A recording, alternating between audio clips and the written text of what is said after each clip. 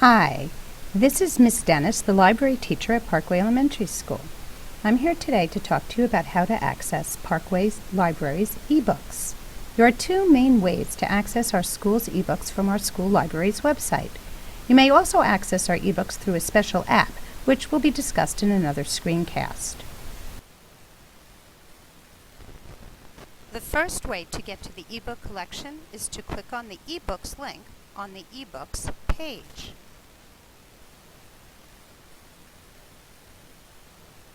A window pops up asking for your username and password. Enter the username and password that's used for the school computers or tablets. Click the blue login button. If you don't remember your username and password, you can log in as a guest using the school's guest username and password. Hint, it's the name of our school for both. The second way is to open our school's online catalog called the OPAC. When the catalog is opened, you can log in at the top right-hand side of the screen using the username and password that you use for the school computers or tablets. From here, you can search for books. You could even read ebooks here. You can tell when a book is an ebook because of the icon has an E in a green square under the title of the book. When you click Read from here, it opens up the Follett shelf, which is the bookshelf where all our ebooks are stored.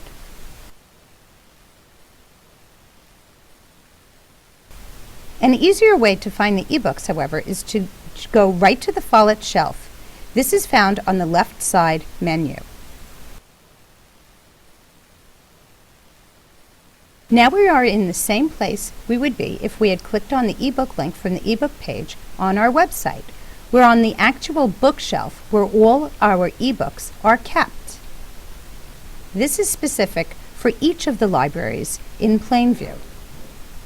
This is the Follett shelf for Parkway. When we open it, we have a choice of two different ways to view our books. For either one, you could choose to see the titles in ABC order or reverse ABC order, or in the order of books you've most recently looked at. There's the cover view, which shows all of the covers of our ebooks.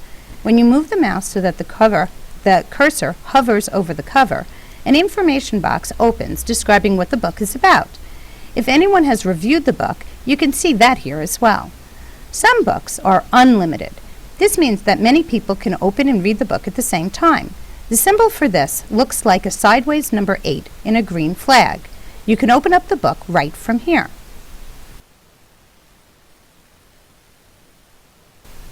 The other way to view the books is by a list view. This view lists each book in a row with all the information about the book to the side of the cover. You can choose to open the book or check it out right from here. If the book is already checked out to someone else, you can put it on hold. You'll know if someone else has it out because it will say 0 of 1 available above the checkout button. If you don't want to read the book now, but want to remember it so that you could read it at a later date, you can click the Add to Reading List button. This will keep track of all the books you'd like to read at a later time. If the book is unlimited, meaning that many people can open and read the book at the same time, it will say Unlimited Copies above the Checkout/Hold button. It is always better to check out a book than to just open it to read it. This is because if you don't finish the book, or if it logs you off for not using it, which will happen after 30 minutes of inactivity or not turning any pages, and someone else either opens the book or checks it out, you won't be able to continue reading the book unless it is an unlimited version.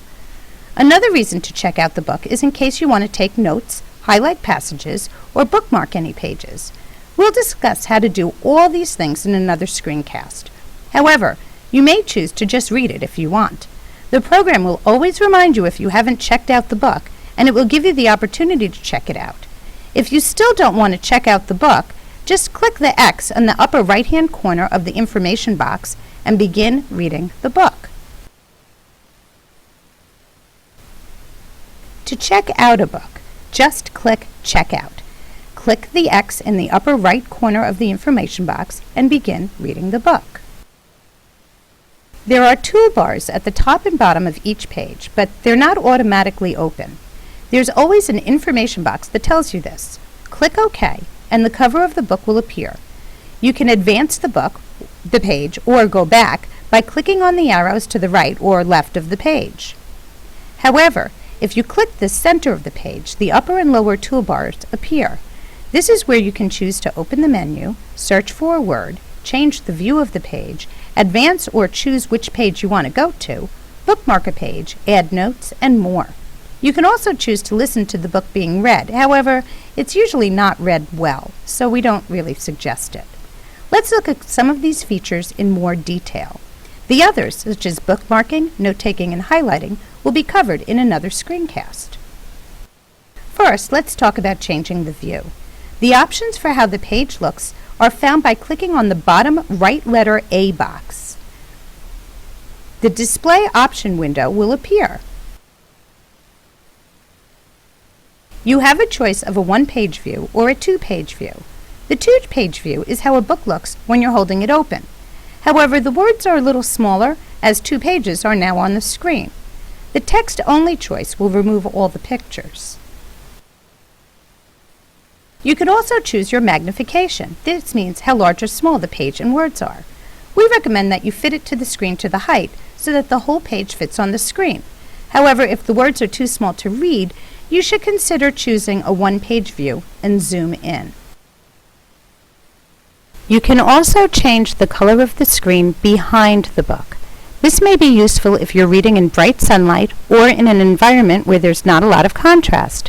However, if you are in a two-page view that takes up the whole screen, you won't have any background space to color.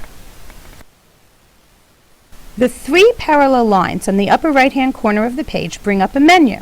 This is true for any page that you're on. The 3 parallel lines always is a menu. This one lets you look at the list of ebooks for our school, lets you check your account information, such as things that you've checked out, a link to download the app for different devices, print pages, an audio choice, help, and even a logout. The magnifying glass at the top lets you search for a key word. This is helpful if you're reading a non-fiction or facts and informational text. The eye at the top of the screen is for information. This will tell you what book you have open and what day it is due if you've had it checked out. This will also give you the table of contents if there is one. If there is a table of contents, you can click on it to open, and from there, you could click on any chapter you'd like to skip to. If you want to close the book while you're reading it, click the middle of the screen to show the toolbars, and then click on the picture of books on the upper left-hand side of the screen to close the book. If you haven't yet checked out the book, you'll have another opportunity to do so here. If you already have another ebook checked out, it won't let you check out another, so then just click on Close the Book. When you are done reading the book and don't want to read it again, you should return the book. If you don't return the book, it will automatically be taken off your account when it's due. However, no one else will be able to read it while it's checked out to you, so it's always a good rule to return the book early if you're done with it. You could return a book in a couple of ways. The first way is to go back to the book in the list view. It will tell you the due date and give you the option to return it early. Just click Return Early, and a window will pop up asking if you're sure you want to return the title early, and if you do want to do so, then hit Yes, and you're done. Another way to return a book is to go to the menu at the top right side of the screen, click on My e-Checkouts, and click on the Return Early box below the picture of the book cover.